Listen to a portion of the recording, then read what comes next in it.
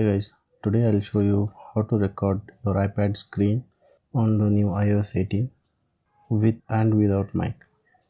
Let's go ahead and check it out. If I go to the control setting, you can see this option. This is for the screen recording. If you don't have it in your control panel, just click and hold and you will see this customization option. Go to add control. So you can see it here, right? Just click on it. Here we go. So once you click that, it will count for 3 and it'll start recording, and it will show it in the top corner. Once you are done recording, you can click here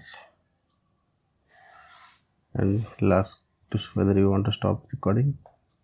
Just click stop.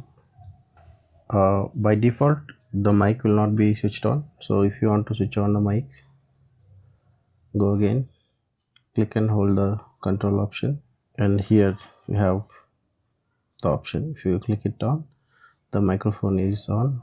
Now if you go back, now it will start recording with microphone.